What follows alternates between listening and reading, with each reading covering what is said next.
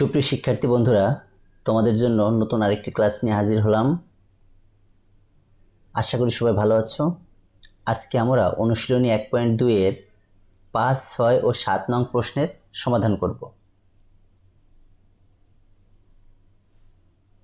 একটু খেয়াল করো, 5 নম্বর অঙ্কটা আছে যে 5 অঙ্কের ক্ষুদ্রতম সংখ্যা নির্ণয় করো যা 3 দ্বারা বিভাজ্য।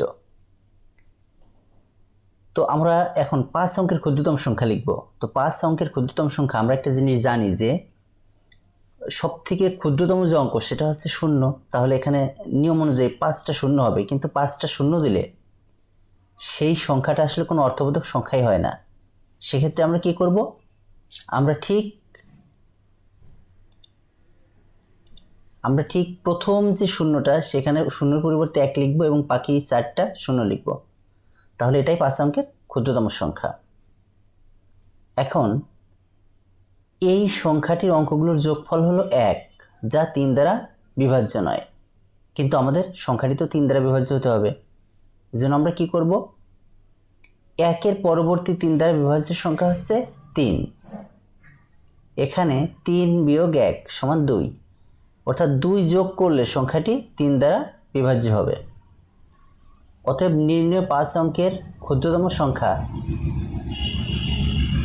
এই ক্ষুদ্রতম সংখ্যার সাথে আমরা 2 যোগ করে দিব। তাহলে এটাই আমাদের নির্ণয় ক্ষুদ্রতম সংখ্যা, এটাই উত্তর। 6 নম্বর অঙ্কে আমরা দেখি 7 অঙ্কের ক্ষুদ্রতম সংখ্যা নির্ণয় করে যা 6 দ্বারা বিভাজ্য। তো ঠিক আগের মতো আমরা 7 অঙ্কের বৃহত্তম সংখ্যাটি নির্ণয় করি। আমরা জানি বৃহত্তম অঙ্ক কোনটা? 9। সুতরাং 7 অঙ্কের বৃহত্তম সংখ্যা হবে 7টা 9। সংখ্যাটির অঙ্কগুলোর যোগফল, এই সংখ্যাটির সব অঙ্কগুলোর যোগফল করলে হয় 63, যা 3 দ্বারা বিভাজ্য। একক স্থানীয় অঙ্ক 9 বিজোড় হওয়ায় সংখ্যাটি 2 দ্বারা বিভাজ্য নয়। আমরা কি জানি? আমরা জানি যে কোনো একটি সংখ্যা 6 দ্বারা বিভাজ্য হবে তখনই যদি সংখ্যাটি 3 এবং 2 দুইটি সংখ্যা দ্বারাই ভাগ করা যায়। তো যেহেতু সংখ্যাটির অঙ্কগুলোর যোগফল 63 হলো, তাহলে তা 3 দ্বারা বিভাজ্য। এখন একক স্থানীয় অঙ্ক, অর্থাৎ এই সংখ্যার অঙ্কগুলোর যোগফল 63 হয়েছে, এখানে একক স্থানীয় অঙ্ক কত? 3। তাহলে সংখ্যাটি তো 2 দ্বারা বিভাজ্য হবে না। তাহলে আমরা কি করব?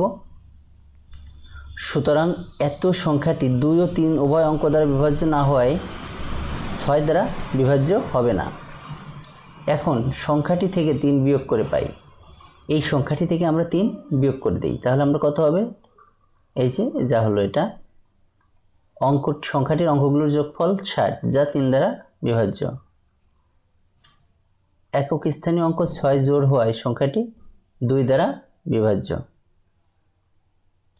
সুতরাং এত সংখ্যাটি